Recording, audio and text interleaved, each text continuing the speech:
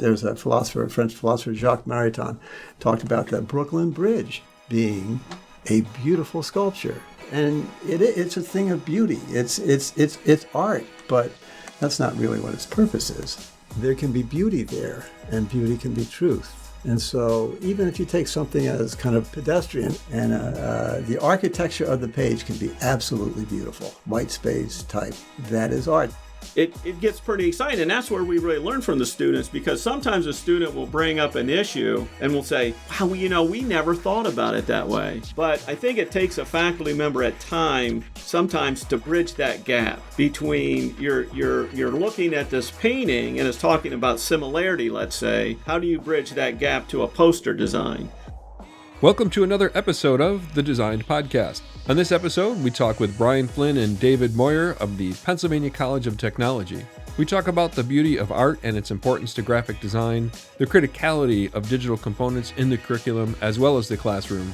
We also discuss the importance of learning the foundations of visual literacy and its effectiveness into learning graphic design. We also talk about their recent published book, Visual Literacy, and what is to come, and so much more. Thanks for joining us, and I hope you enjoy this episode of the DESIGN Podcast. Gentlemen, welcome to the DESIGN Podcast. How are you? Good, Peter. Good, Pete. How are you? I'm doing really well. It's been a while since we've seen each other. I know that I've had some messages back and forth with Brian, but other than that, our contact's been pretty limited for a few years. So, yeah, it's good to see you guys. Can you quickly introduce yourselves and explain your positions at your college? Sure. I'll start. I'm Brian Flynn, and I'm the department head of the Art and Design Department at Penn College. And I teach anywhere from the freshman level classes to the senior portfolio class. Great. Dave Moyer. I'm an assistant professor in the department. I teach mainly foundations classes, although I've taught type for a good number of years, and I've taught upper level courses as well. Oh, great. That's going to work out later. I got some questions about foundations that Okay.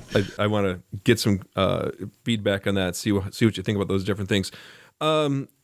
Dave, since I've got your attention, how did you get into teaching design? Can you tell me that journey for you? Sure. I'll try to make it succinct.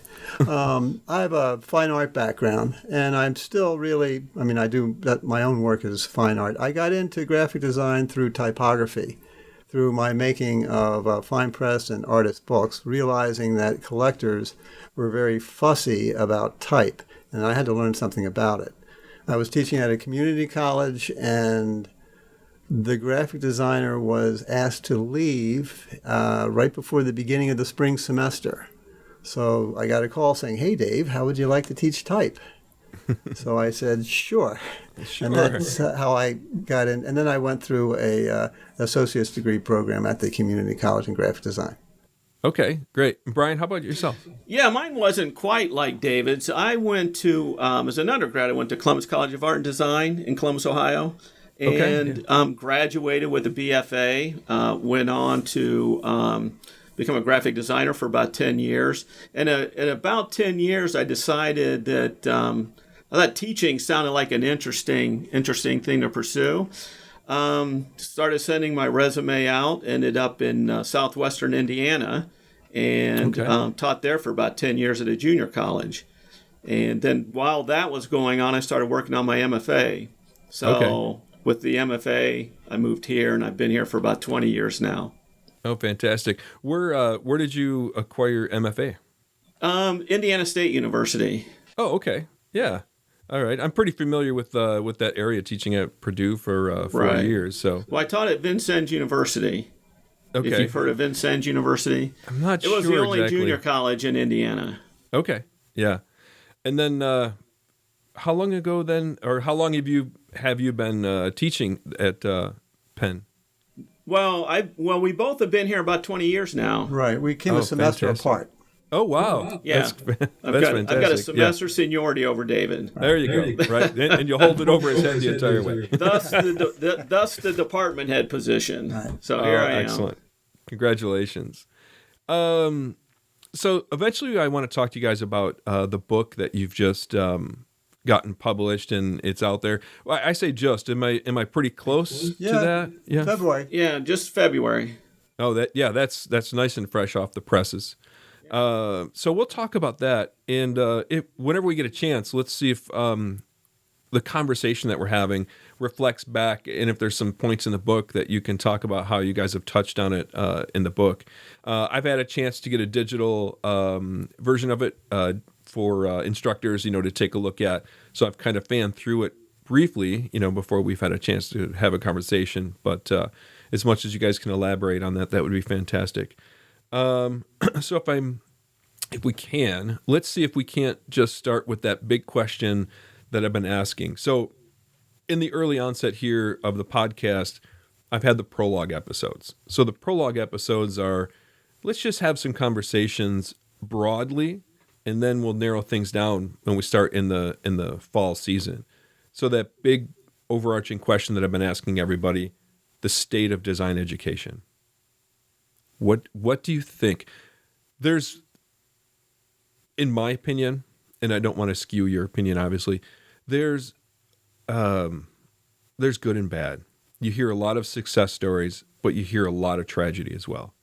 So, Brian, what do you think on that? Well, I think that with design programs that we've gotten to know, it's kind of soup to nuts. I think sometimes programs are getting too involved in the computer too early, and they think of it as the answer to everything. And I think a lot of that is based on what they think the students want, not what they need, but what they really want. Because students coming out of high school, they want to jump on a computer right away. Mm-hmm. And so here, we push them in the first year to try to stay off the computer as much as we can. So we work on a lot of hand skills and a lot of thinking skills during that first year. Okay. So I think that sort of leads into, if you start tying your program to technology too closely, I mean, you have to, obviously, but that it's sort of a black hole, I think. Yeah, I think so as well. I'm no different than those students, I tell you that. So you like to get to the computer right away also? Well, it's worse because, I graduated high school in 1986, and the first thing that I did over that summer was I visited a couple colleges, and I said, where's your Macintosh? Where's the computer? This is the way that graphic design is going to change the world. And no college had a Macintosh. They're like, why would you even do that? That's not what graphic design is. And I says, no, but it is. That's in. So I think I might have been that first student, the number one student out of the gate that said, where's your computers? But you're completely right. Yeah. I think that I was just figuring out how many Macintoshes we have on this floor, the second floor of our building. We have 91 Macintoshes here. Wow. So that's a lot of Macs. But on the other hand, when students come in, we're telling them stay off the computers right now. Right. And I just came across a university in Alaska where they have online courses, and their foundation classes are all digital, not just digitally online, but entirely digital-based 2D design class. Wow. Yeah, I thought that was interesting.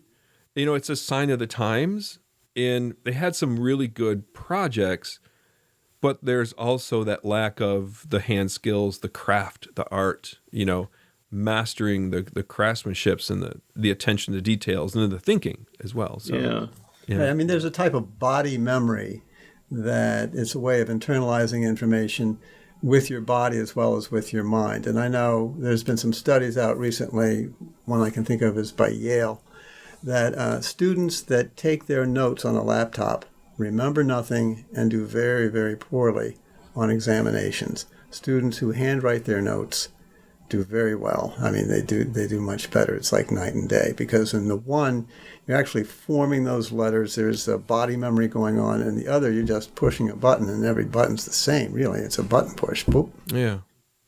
I don't know if you've ever seen, there was a short TED Talk. I believe it was by Susie Brown. I'm not 100% on the name, but she talked about the doodle. and the importance of the doodle. Yeah. And she the did doodle, talk like in a about that. meeting. I was just talking with students when I was giving a tour to a group of high school students, and somebody was talking about doodling while I was talking, and I said, if I'm in a meeting with, let's say, a dean, I sit and doodle all the time, yet they say you remember more when you're doodling than if you're not doodling. Exactly, yeah. So that's, that's kind of my note-taking is I will doodle as well as note-take, and it's just So it's different than, hitting the keystrokes on the computer. Keystrokes. Oh, I wanted to just throw something in there about the graphic design programs. Sure, yeah. In the soup to nuts part, okay. Some schools will have like a graphic design 1 tacked on to a fine arts degree and say, well, you're a graphic designer. I mean, the dedication to the discipline really has a big, broad span. Mm-hmm. And so we have not mentioning any colleges by name, but we know of some that are not too far away from us where they get this course and they get that course, and then they're expected to go out to compete in the job market. And I don't know that they're doing that well. Yeah. Right. And this is, I think, what David's kind of saying, and not to speak for him, but, most, and I think where you are, Pete, is that the graphic design is under a fine art umbrella, let's say. Yeah. And fine art has always been traditionally what I would call the big dog. And then graphic design was just a small part of that. And so a lot of schools, it's like a fine art degree with a few graphic design classes mixed in. And then people are leaving saying they're a graphic design major. Yeah, that's actually, go ahead. Where here, and you probably remember, Pete, here we don't have that. We're just a graphic design program. We're really a standalone graphic design program, which I didn't think about for years, but since I've been thinking about it, it's really a strength of our program, I think. That, that we are really, that's what we are. We are a graphic design program. Right. And in our program, we do have that we're under the umbrella of art. We don't have any specific degrees in any particular area. You get a BFA and BA or BFA in studio art, and you have an emphasis area. So when you have your emphasis area, that's where you're concentrating on the volume of your classes. So in our emphasis area in graphic design, we have about anywhere from 6 to 8 classes. I say 6 to 8 because some of the upper level classes end up being broken down into choices the student makes. We have a directed studies class where they can craft that class according to their specific desires for job-related, career-related endeavors. So that's kind of nice. But I will say that we also sometimes do struggle with what you're talking about an art program. Some students get some classes in graphic design through that art program, and they want to say they're graphic designers. My colleague and I, when we teach our graphic design classes, and we have our other faculty that support us in that role, we make sure that everyone understands and every student understands that if you take the BA route and don't emphasize in graphic design, you cannot just go out there and say, I'm a graphic designer, I can do graphic design. And I think there's a level of, sure, students can do that kind of stuff once they graduate. They can do graphic design work.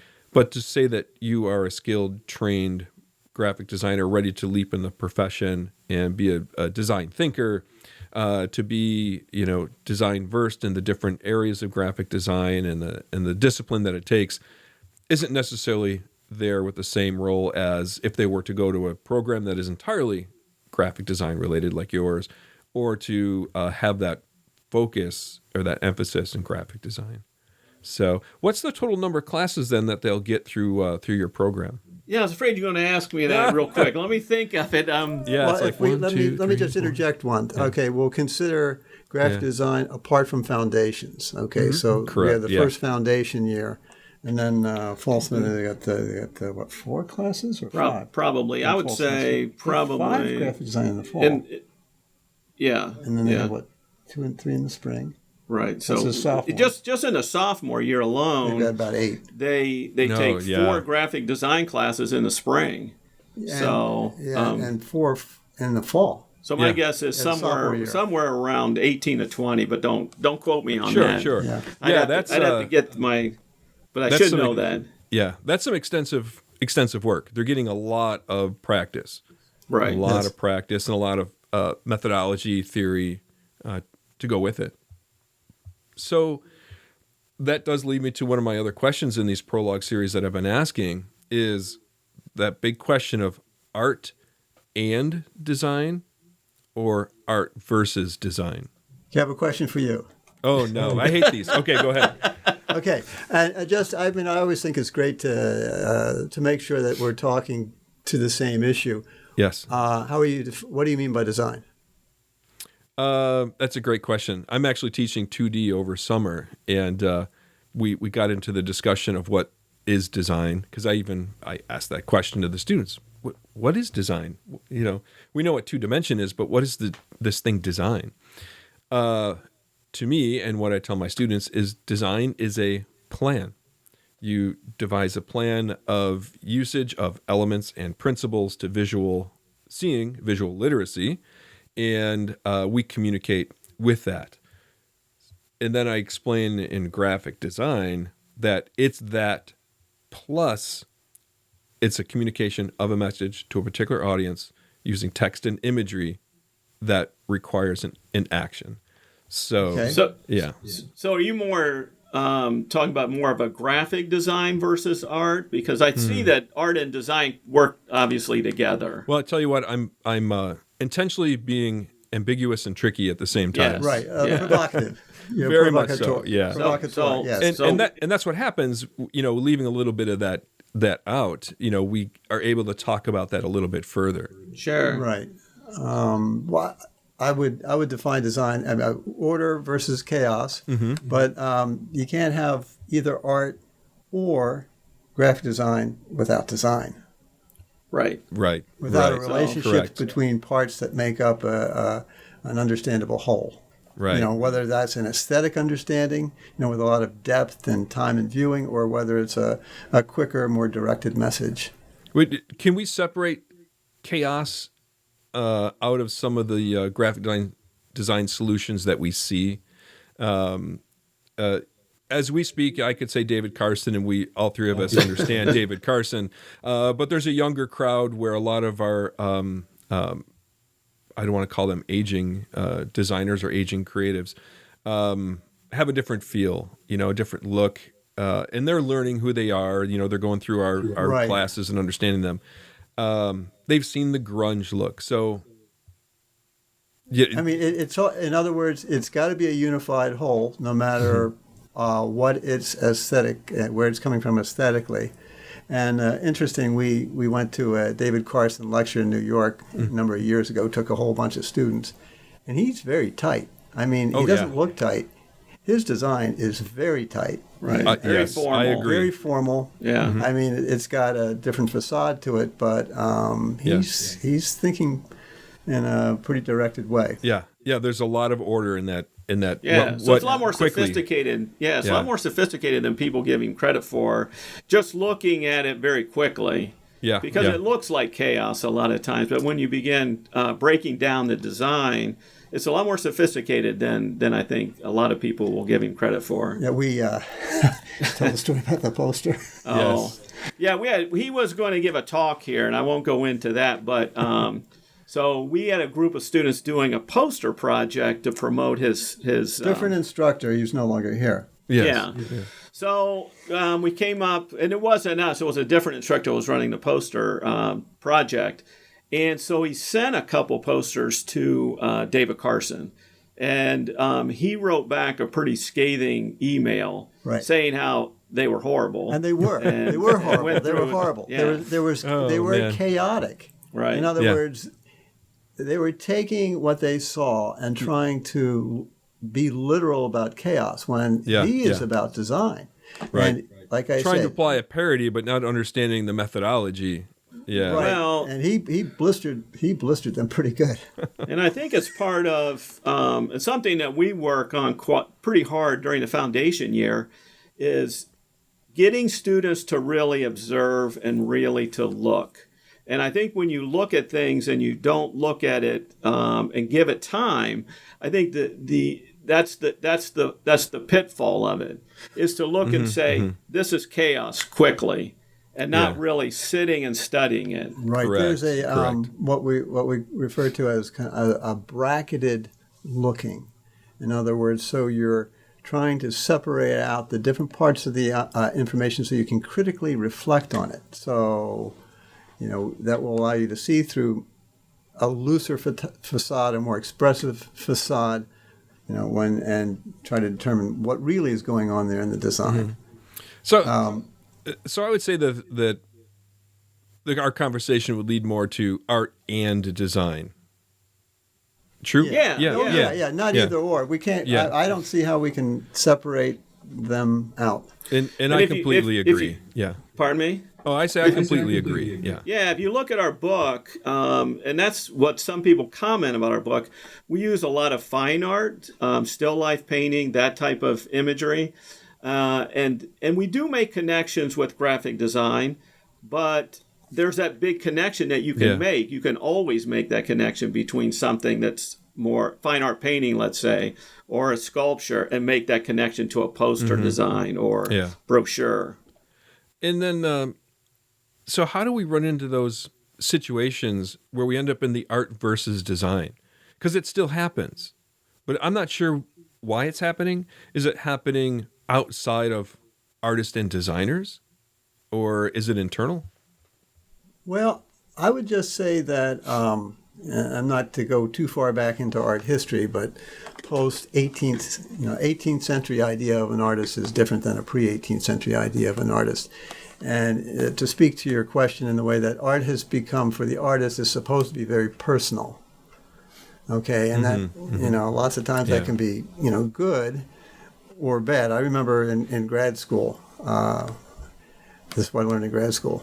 My instructor said, you want to keep it personal, meaning not that, tell about some event of your life, but that your statement must mean something to you as an artist. So if it means something to you, and hopefully will transcend in that meaning to a broader audience.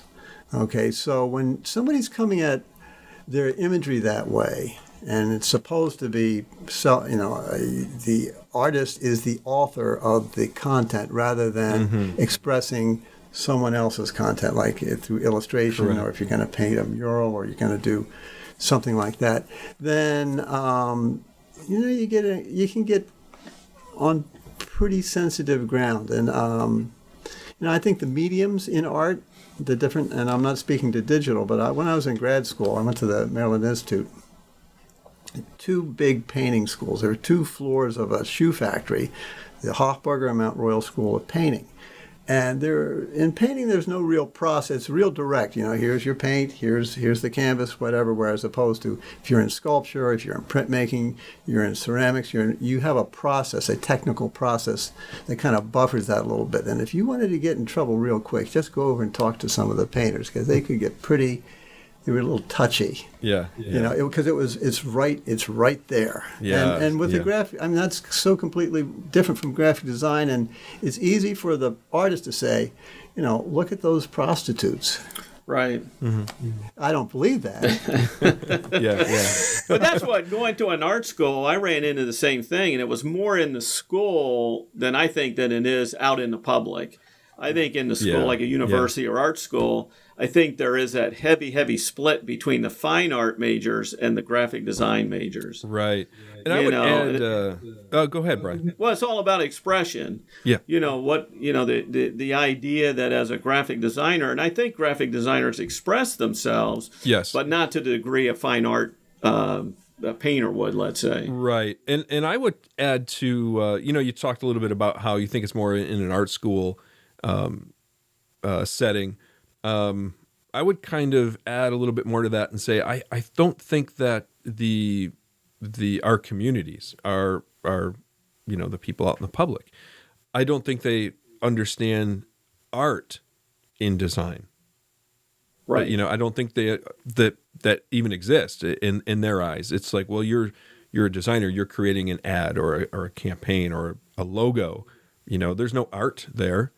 So I think there's a misconception in their eyes in that manner. There is those aspects. I mean, it's a degree of expression. I would just rephrase what you just said ever so slightly, saying that there can be beauty there, and beauty can be truth. And so even if you take something as kind of pedestrian, as you have a catalog, and the architecture of the page can be absolutely beautiful, white space type. And that is art. That's the same way there's a French philosopher, Jacques Maritain, talked about the Brooklyn Bridge being a beautiful sculpture. And it's a thing of beauty. It's art, but that's not really what its purpose is. Correct, yeah. Yeah, the purpose is different between art and design, which is where we get that. You mentioned about design in the education, and this is coming from the fine art end. One thing that fine artists do not realize is the specific skill set that is required to be a graphic designer. Both use some of the same tools, but it's a completely different animal. And so to be a graphic designer, you need to really have the graphic design skill set. Right. David, that's a perfect statement because it's a great segue to ask this for you. Okay, a little context first. Our world is changing, right? There's more mobile devices, everywhere we go. They're with us 24/7, I think. So graphic design is changing in that aspect as well. We're creating more for digital, more for screen, it seems, than print. I would love to get some research papers on that to see, exactly the volume of content.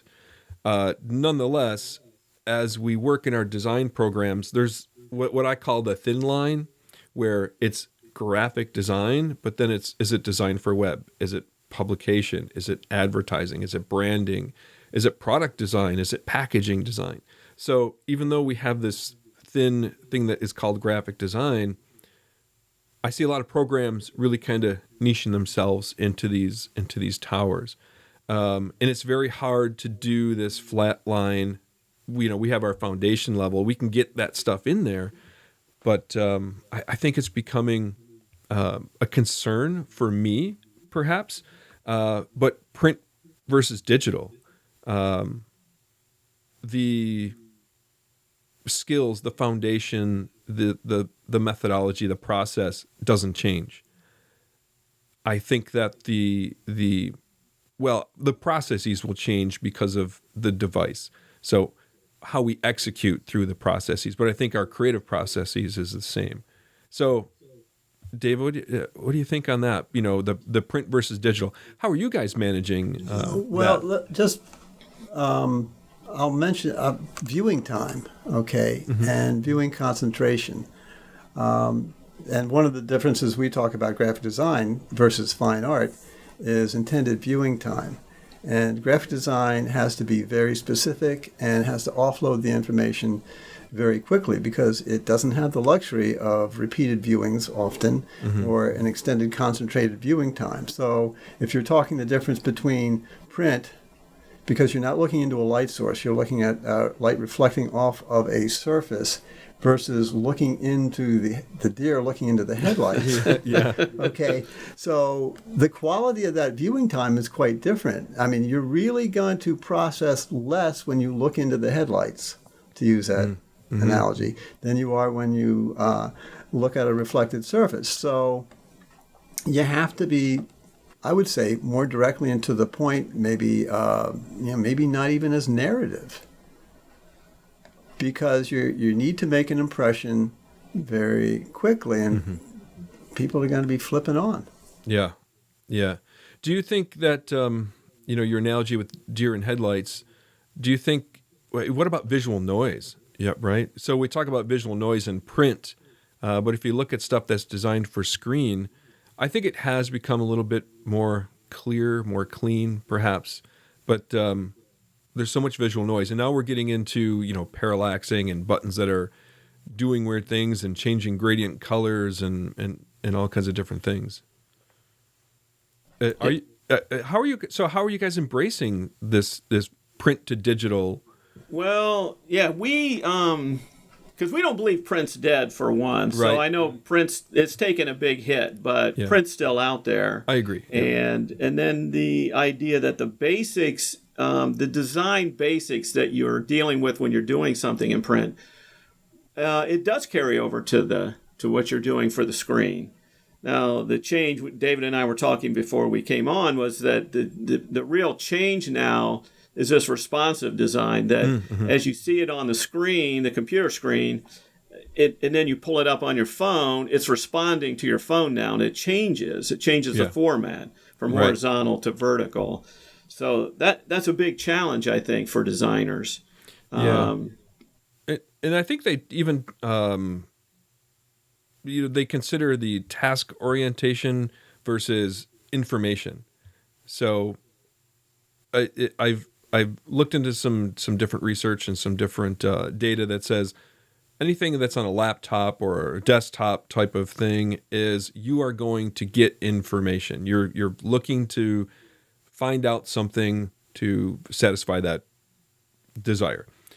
Where like an iPad or a tablet or your mobile device, people are more task oriented. They're going to use that to get something done as opposed to looking for information, more so than looking for information. So it is interesting to think about how the activity of the user changes in that as well. One of the things to speak to this a little bit, not maybe as directly as you might want, but we have a what is it? Is that a LinkedIn page for our alumni, or is that a Facebook? We have Facebook page. A lot of students on the page, and if we open it up now, and we start looking at what Joey Smith or Sally Jones is doing. They're working in fields that we didn't know what they were. Oh yeah, when they were in school, right? And everybody's doing just fine. So there's a type of learning. There's a type of learning that they'll get at a college or a university that they're going to spend a lot of money for. That is going to be very valuable. And then there's a different type of learning based on technical fluidity. Okay, and have you been on Udemy? $29 a month, and you can learn whatever software you want, and you'll have a mentor, and you have other students, and you get a little badge when you're done.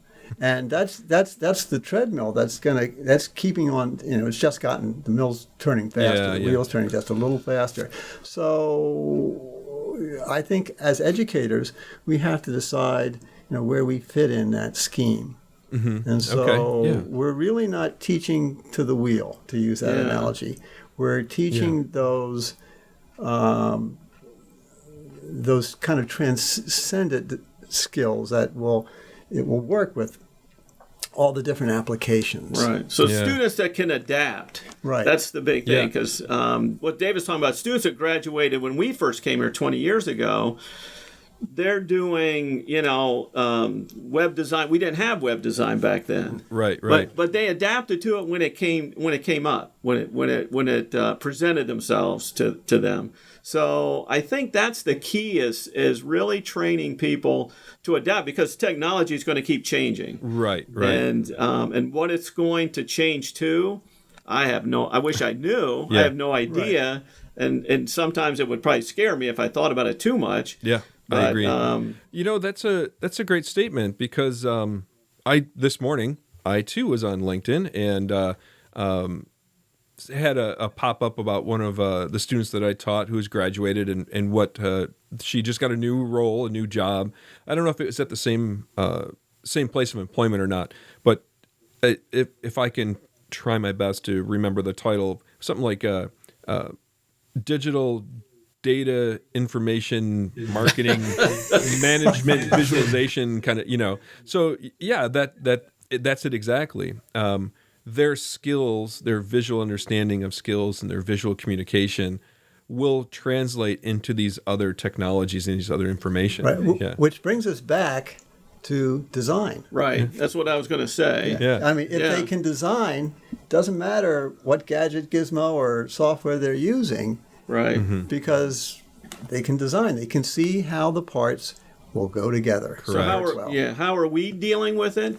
We focus heavily on design. Yeah, Getting back to sort of boil it down, we focus on design and creating strong designers, and then we also teach the programs. But like I said, the programs will change. I was trying to make a list of programs that have come and gone. Oh, goodness. I know Muse was fairly recently that Adobe got rid of. I used to work in freehand, which I loved that program. Yeah. Yep. And then Adobe got rid of that. Yeah. So, and when we teach the software, we don't really teach the software. Correct. We give design problems, and here's your toolbox. And so you're trying to solve the problem first, and this is how you do it with the computer second. Yeah. Thank you so much for saying that. I struggle in graphic design 1. I don't struggle, I guess. I guess the students struggle.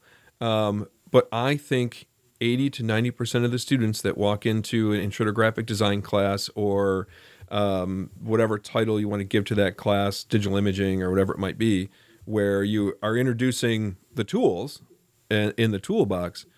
So in intro graphic design, I'm trying to talk to them about, process. I'm trying to talk to them about seeing versus, looking at something, understanding, breaking it down, using what they've learned in their foundation classes.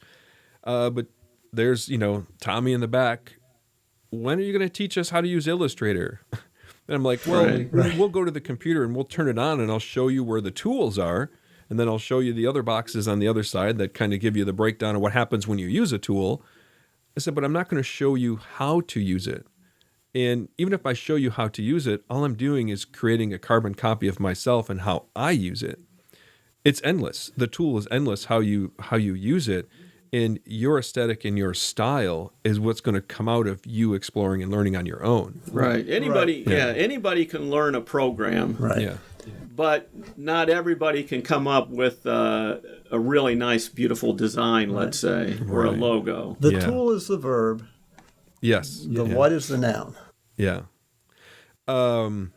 This is great then to ask about foundations. So the question that I've been asking a lot of guests on the show is, what do you see as the most valuable thing with foundations? What would you change in foundations as this, world of design changes, as students are being asked to do? So let's skip back, right? 10, 15 years ago, 20 years ago, graphic designers had to figure out how to use all this software and had to use the computer so that it was deliverable to the vendors and the vendors could do their gig and all that other stuff. And then the web came along and then we had to, oh, sure, I'm a graphic designer, but I also can write HTML and CSS and make you a pretty looking website using my design skills. That's even changed because now that's gone back more to the developer, where designers are more creating the look and the feel, and then someone else does the actual, nuts and bolts of developing to make it look that way. And now I even see more of, well, do you know video? Do you know audio? Do you know, what do you know about social media? What do you know about marketing skills? So the graphic designer is now even stretched out more broadly. That's my fine line kind of explanation. Do you know animation? And before we get into what we do here, and I think I think that's really the problem. You ask what is a problem in design education today? In my opinion, when I went to school, and this was, of course, 100 years ago, we didn't have to learn the computer. Yeah, we didn't have. They didn't have a computer. That was 40-something years ago. So what did we learn? We learned more design. We learned more about color. We took more of those classes, and as the computers come in, what's happened is we had to begin as educators taking certain things out to fit the computer in. Mm-hmm. And that's the reality. That's the reality of that. Definitely. Unfortunately, so I tell my students, I said, I learned more about design. I learned more about color. I learned more about typography. Now here we teach typography. We're very, very strong in typography. But I think that's been the struggle in design, is that you, all of a sudden you had this new tool, and it's not like a pencil. It's a pretty complicated tool. Right. So you've got to give it time. You got to give it some time in your curriculum for students to figure that out. Right. So even talking about then, I mentioned earlier about that 2D class that was all online and it was all digital oriented. So foundations, how are... We made a big change in foundations. Okay. And now we always had a strong foundations program, we felt, at least for the last 20 years. Sure. Okay. Since really we've been here, it really has gotten strong. Before that, right. you know, it's wasn't very flawless. good. We ask a lot. If you don't ask a lot, if you don't ask for much, you don't get much. Right. We ask a lot of our students. And in the process of asking a lot, we were regularly losing 50 to 60 to 65% of the first semester freshmen. Yeah, now this would be by about midterm in the first semester. We would have half the class would be gone. Right. And this went on for 15 years since we've been here. Yeah. Okay. So it was, I don't remember how it came up, but the idea came up that maybe we could teach a pre-design class, to kind of familiarize the students. Two-dimensional design.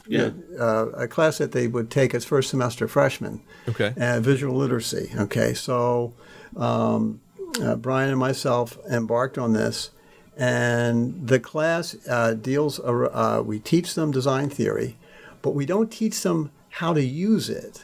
Okay, in other words, we thought that the problem students were having is they're sitting in here and they're learning all this design theory and 2D design, and then they're trying to do it, and it was just too much for a lot of them. So the visual literacy course is just, how do I read a picture? I understand the nuts and bolts visually, formally, of how it goes together, and then how content works with those nuts and bolts to express a message. And they do this process through a critical reflection. They write analysis, and we take them through the different steps of the design theory. And with each step of the design theory, they're looking at. Usually, we start off with still lifes deliberately because we want something as realistic as possible. Old masters, because they've got great design. They've worked with all the kind of classical design ideas, and so they analyze these things part by part. We've had some unintended consequences that have been very good. Students actually develop what we call an abstracting vision. Okay. In other words, they see images for their form and how the form goes together rather than, that's a glass and that's an apple and that's here's a microphone. They see them for their constituent formal parts. And so and then they learned how to, and we have debates in class. In other words, it's like being a lawyer, and you have to present your case for whatever conclusion about the written analysis that you're working with. So we start off with form, and then we move into a bracketed consideration of content that we break down into either narrative, formal, or symbolic, and usually a combination of all three, determining which is those are the most important things. And what we found is we maybe lose 10% of our 2D students. Okay. Yeah, so what we did was we moved the 2D class into the spring. So they take visual literacy first, because it's what David's talking about is that idea of learning the theory and applying it at the same time, we felt was the problem. Okay. So when we separated those two, in the first semester, they're just learning theory. Second semester now, they're applying that theory. And what we found now in two-dimensional design, one, it's much easier to teach. Retention levels, like I said, I think we've got one of the highest retention levels on campus right now. So it's somewhere between, officially, I think 84%. That's fantastic. And the work got much better. Yeah, that was my question. Much outcomes. better. And they taught, and the critiques. It's not like a trip to the dentist's office. Well, Sally, what do you think? Right. They talk. In fact, I will kind of like step out. I'll say, this is an approach. I say, have a conversation. Yeah. And I'll step out of the room, and I'll kind of hang by, and maybe I'll drift back in. Yeah. I'm going to observe their conversation about what's going on. And then I'll step up to the plate and I'll say, whoever's work has been critiqued, I said, okay, what did they tell you? And that person has to recite to me what the criticisms were. And I'll look to the class. Did he forget anything? Did she forget anything? No. Yeah. And then I will give my opinion. Yeah. Great. And in a good semester, I won't have to say much because I pretty much agree with a lot of what I've heard. Yeah. But we've also found that right now, I think the work, even in the upper level classes, has gotten much better here, and we're trying to figure out how to really quantify this. But is it because of the visual literacy class that is happening, or did we get lucky and get a bunch of good students? Right. But it's our senior level class that just graduated was the best senior class, or one of the best since I've been here in 20 years. The junior class right now, I think, is better than the seniors, and the sophomore class, I think, is better than the juniors. Oh, wow. So, but I think what we're figuring out is when you separate those classes into here's design theory, here's application, you can focus stronger on design theory up front. Okay. And then, so they get more, basically. Right. They get more from the design theory part, and then it's showing up in the later classes. Also, it has to do with context, because our 2D design class is very, are you familiar with Wucius? Wucius Wong. Very, we're into the pure forms, very abstract. And that's how I run my 2D as well. I'm like, degree of non-representation. Yeah. There you go. But the students tend to box in the information and not carrying it. They don't carry it up through the curriculum. And one of the unintended consequences we found with visual literacy is they're carrying the information along. That they didn't do that before. Yeah, we have the same. Well, you know what? I think everywhere that I've taught has had a lot of those same things. Because even in intro to graphic design, a quick example, I take a project, they have to find a picture of something, and then we break it down and we do it in graphite, a value study, and then the graphite gets broken into a high contrast. Okay, if we have to take value range out and it's just black and white, how do you create the same image? And then we break it down to the last to a geometrical, basic shapes, right? Circle, square, triangle. How do you use basic form to still represent this thing that you're seeing? And I always go back, it's like, okay, did everyone forget what they learned in 2D design? And everyone, I bring up terms and vocabulary from 2D, and they're like, what? What are you talking about? And I'm like, I know that you guys have learned this, right? I know that. I taught it to you. Where did it go? Yeah, where is it? So you're 100% right. I see that so often. Yeah. And one of the other things we've adapted from the visual literacy class, is we have, there's a component. So when in any design class I'm teaching, I'll say, all right, here's your project, and I will give them an analysis sheet. And so before the critique, they have to write up a reflective analysis of what they've done. Then that drives the critique. And then we're doing this in classes up through the curriculum. Oh, that's fantastic, Also helps. So separate from the project sheet. Right. Great. There's also an analysis sheet that sort of guides them through step by step on how really to talk about their work. See, and they're used to doing it because they've done many analysis in their very maybe they've done 12 analyses in their visual literacy class. So the process of analyzing and reflecting that's a habit now. Yeah, that makes great sense, because then once they understand it, then it's easier to design it. Sure. They're applying all that. And I like that actual analysis sheet, because in my classes I have them do a critique, and they have to use the formal descriptions of what they've done. Why they used line to create motion and conflict and convergence and whatever it might be, and they're doing it. But I think maybe if they have a sheet that they can use ahead of time would be helpful. Sure. So, and we let them early on. I tell them, bring the sheet up with you, make notes on it, and bring the sheet with you, and you can read right from the sheet. Right. Now, when they get to be seniors, then they're a little different. But a couple things we did here that's really helped us was that if David's teaching visual literacy and I'm teaching visual literacy, we teach exactly the same class. That's great. So that's really hard to get that collaboration. So that's really great. In fact, our whole foundations program is like that.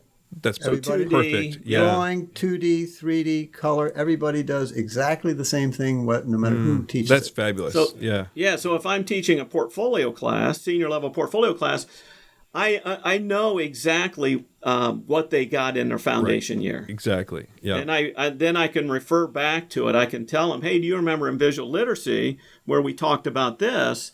And it sort of refreshes their memory, because a lot of times it's not that they've lost it, but they've packed it away somewhere that you got to kind of give a little kick, a little prod, to bring it back for them. So the book then, is that something that that anyone can use? Is it designed to be for the classroom experience, or is it something that anyone can thumb through? Let's talk about the book a little bit then. Okay, the book is it's actually 2 books in one. The part 1 is really a 2-dimensional design textbook. Okay, part 2 is the application of design theory through observation. Okay. So it takes you step by step through the analysis process. There are 11 steps in the analysis, and there's even there's a digital instructor's manual and scheduling of what to do. But yeah, anybody can use it. Here's what I'd say though, because I was thinking about this morning. Could anybody use it? Yeah, anybody can pick it up, and I think you could really learn from it. But I think a faculty member, in some of the criticism we've gotten a little bit, is how to make that connection with graphic design. And we have some graphic design examples in the book. But I think it takes a faculty member at time sometimes to bridge that gap between you're looking at this painting and it's talking about similarity, let's say. How do you bridge that gap to a poster design? Okay. And so when I'm teaching the class, I have a PowerPoint, right, that I'm working from slides, and I will find posters or logos, and then I'll say, we're talking about this, but here's how it works in graphic design. So they make that connection. It's perfect. Because one thing we learned in 2D, working very abstractly, is that trying to make that leap from 2-dimensional design to graphic design. Right. How does it relate? So it seemed like they were saying, well, 2-dimensional design, I did well in 2-dimensional design, but I don't understand how does that relate to a brochure? Yeah. So maybe there's I think a faculty member, someone teaching the class, can help make that connection. I think that's the big and sort of helping guide them through it. Okay. So I think you would learn it better. And I think David and I, it's interesting, every time we teach the class, which has been about 5 years? Yeah. We learn every time we teach the class also, which is pretty exciting. Yeah. It's always something new. Because it's a 2.5 hour, and people groan when I say this, it's a 2.5 hour lecture twice a week. And so what we learn through that lecturing, it's just not us standing there lecturing, obviously. Right. What we'll do, and there's, like Brian was saying, there's kind of a set piece, and they read the text, and there's some vocabulary we go over and vocabulary quizzes, and then there's kind of an improv. Okay. So where we're taking the design consideration, and I'm on my stand, and I'm looking for, how about this, how about this, how about this, and I throw it out there and say, okay, what can you do with this? Yeah. That's great. Yeah. So like focal points, it always gets, or balances is another big one, but like focal points, you put an image up and you say, okay, what's the dominant focal point here? And then the debate begins. One student will say, I see the focal point as being the apple. And I'll say, okay, explain. Why is it the apple? Yeah. Give me reasons. And then another will say, I don't see it as the apple. I see it as the lemon. So then I say, okay, make your case. Like David said earlier, like a court. You're a lawyer, 2 lawyers. Make your case based on what we've talked about or you've read about. Right. So, and this is really, it's an opportunity, what I tell the students is an opportunity to for them to show me what they understand about what they're learning. And also, some of these are a little bit, they're issues of perception, so let's say somebody is not maybe quite as sensitive to perceiving color as someone else. All right. So, it's not about the right answer so much as it is about understanding the visual phenomena. Oh, yes. Right. Yeah. So 2 people may have completely different opinions, let's say, based on what they've learned. both of them can be correct. Yeah, that's very true. Right. Yeah, we have that conversation a lot in my classes as well. Which is kind of exciting. The reason I like teaching, although sometimes 2.5 hours is a long time to lecture, but it gets pretty exciting. And that's where we really learn from the students, because sometimes a student will bring up an issue and will say, wow, we never thought about it that way. Mm-hmm. Right. So that's the exciting thing. I think every semester we teach it, we go, wow, do you know this student said this? And we say, well, we never thought about it that way. That's pretty smart. That's the beauty of teaching. That goes back to that first question, when I asked you guys how you got into teaching. And that's what did it for me. I had that first moment where I was a professional full-time designer, and I was asked to take a few students for a trip down Journey Lane in graphic design. But man, you see the wow on their face, you see their interest, and then when you start learning from them as well, it's fantastic. Yeah. Yeah. I really like the structure of the book. I can really see how that could be even a complement to someone who doesn't have a visual literacy class, where they just have a 2D class, where they can have readings from that book if they needed to, for sure. We do use it in our 2D that's our text for 2D as well. Okay, so you're using it in both sections. Oh yeah, yeah, we're using it in both. Which is good for the students because they only have to buy one book for both classes. Yeah. But we did get a question from a professor at a university that said, we don't have the room to fit this in. What do we do? Well, in our opinions, you should fit it in, because for us, it's become so important. It's like, what is the hierarchy of the classes that you're teaching, and where do they fit? Is visual literacy more important than another class? For us right now, visual literacy has become very, very important in our program. So to say, well, where do you fit it in? Well, I said, well, sometimes you bite the bullet and you have to take something out to fit it in. In fact, when we first offered the class, it was not a prerequisite for anything. And then we found that students who are taking 2D design who hadn't had visual literacy were dropping out. They said, we don't know what these students know. We can't compete. So then we went back and made it a prereq. Awesome. Yeah. So what's the full title of the book? Go ahead. Okay. It's called the Visual Literacy Workbook for Graphic Designers and Artists. Perfect. And where can they... Yeah, do you have a copy? We'll even... David's getting it. Yep. We'll even hold that up for our video watchers. There we go. And where can we find the book? We can get at Amazon. Okay. Actually online there's quite a few. I know Target has it, Amazon. Yeah. Oxford University Press website. Right. It's published through Oxford University, correct? University Press. Right.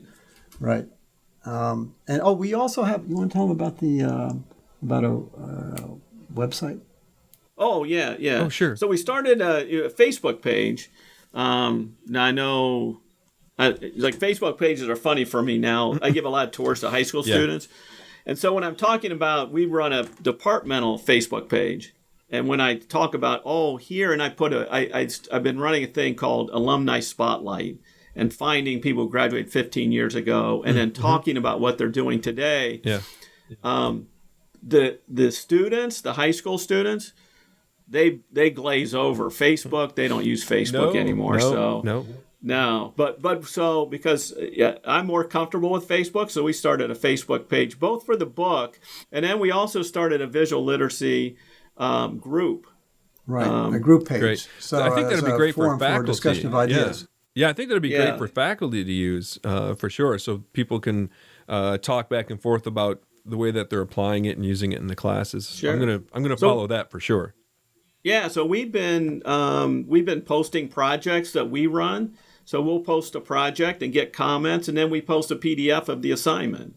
So if somebody wanted to use it somewhere or adapt it to what they're doing. Oh, that's fantastic. So these are things that have been working for us. Okay. Yeah, that's great that you guys are sharing that much for everyone as well. I think that's commendable and awesome, because I know that I'll be watching that stuff as well. What's next then? Is there a part 3? Brian, maybe that's what it is. Part 3 becomes the correlation to actual graphic design stuff. I don't know. Part 3 of the book? Yeah. Yeah. Yeah. Now, D- what's we, next? we've talked about a 2D book, Mm-hmm. but that hasn't come around yet. But you're going to bring up the next project. Actually, we're writing sample chapters for a foundations typography book. Oh, that's interesting. I know that you guys know that type's one of my passions. So a foundation to typography. Yeah, foundations to typography. It was our publisher's idea. Typography, you say interesting. I wonder, typography sometimes seems dry, I think, a lot of times. But, to some people. I know my students kind of look at me like, you're crazy. You're absolutely crazy. And I'm yes, I am. I dream typography, so, get used to it. Well, I think to be a graphic designer, I tell my students, I say, to be a good graphic designer, I think, you really have to love typography. Oh, very much so. And I think that that's kind of gone to the wayside a little bit. Mm-hmm. One is when I was a graphic designer, we had typesetters. Mm-hmm. That's all they did. They just set the type for you. And so you don't really have that anymore. The student has to be the typesetter now, or the graphic designer's the typesetters. And so I think that type is in kind of a funny place right now. It is. We were talking before we came on of all the downloadable type. And how is that affecting now graphic design? And I know when I was a graphic designer, I remember the guy who ran the studio said he could work with Helvetica for the rest of his life and never really truly explore everything that Helvetica could do. I could understand that. But if you told a student that, even if you told them 10 fonts, you're limited to 10 fonts, it would drive them absolutely crazy. It would. Yeah. They need to have just this endless ability to grab whatever they need. I mean, the key is, a lot of students aren't in the position to discern a good typeface from a bad. You have to know what good is, before. Well, so I even explain it as, typography is nothing but, elementary 2D design. You have line that creates shape. Yeah. Exactly. Yep. And the shape can create texture and value. And once you start adding color to it, then we have a whole nother experience. And it's proportion and similarity and all of those things. Proximity. There's a lot of gestalt to type. I tell you, there's now I don't mind this typeface. I think it's a good typeface, and I'm actually using it in all my visuals for the podcast. The Bebas, I think that's how you pronounce it. But it's a very condensed typeface. So it's got beautiful height to it. It's only capitals or capitals Montimelis.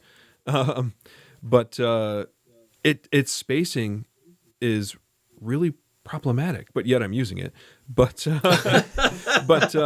even to get space in between words, I've got to hit the space bar 3 times to get what I feel is comfortable spacing. So the proximity of the form is just, in my opinion, difficult. I'll actually have to open up the tracking and what have you. But yeah, so a foundation book in typography would be. Well, I tell you what, if Brian's not interested, David, I'll I'll join you on that. That'd be fun. Yeah. So anyway, that's where in fact we were talking about that this morning before the show. The goal is to get some sample chapters by the end of the summer. That's fantastic. Congratulations on that, you guys. I hope to see something like that come to fruition. So. Well, it has to go out to the reviewers. It has to go out to the reviewers. Well, let me review it, and I'll just say that's perfect. Go for it. Yeah, there we go. Well, yeah, maybe you'll be a reviewer for us. So we'll keep you in mind. Awesome. Well, I've had a great conversation. If people want to find out more, they can go to the Facebook page and find it there. Visual Literacy, the Facebook group. Anywhere else that you guys are sharing information? Can they find you guys online? There's an organization called FATE. Oh, yes. Which stands. Yeah. Are you familiar with this? Are you familiar with them? Yes. Yeah. Okay. Yeah. All right. We post on their group page too. Okay. Where can listeners find that? Well, I think they have a Facebook page. Okay. And that's how we interact with. We went to their most recent conference. Yes. Yeah. Some of our faculty was there as well. Yeah. Okay. And then I think I sent our email address. Yep. Pete didn't. Yeah. I'll have that. People can email us questions if they would like. Great. I'll share that in the transcripts and in the footnotes for the podcast as well. Super. Well, congratulations once again. The book is fantastic. I want to get an actual print one in my hand and not the digital view. I just need the print. I print versus digital, right? Yeah, I'm with you on that. Yeah. It's more fun to fill up your bookshelf anyhow that way. Sure. Yeah. I had a great time. I hope you guys enjoyed the conversation as well. I appreciate you spending time with me. Yeah. Our rainstorms here have passed, so that's also a good thing, and ready for the sun to break out today. Yeah, well, congratulations on the podcast. Yeah. I think Thank you. I've been listening to all. I think they're really great. Oh, thank you so much. I've really enjoyed Appreciate it, and that. I've actually learned quite a bit from all your guests. So that's I think you fabulous. do a really good job. I I appreciate agree. it. I've watched them all. Fantastic. That means a lot to me. Because you always wonder when you start an endeavor, it's like, is this effective? You know, am I doing something worthy here? So I appreciate that. very I much. appreciate that. Well, until the next time, let's try to keep in touch a little bit more. I don't get up to the Northeast as much as I used to.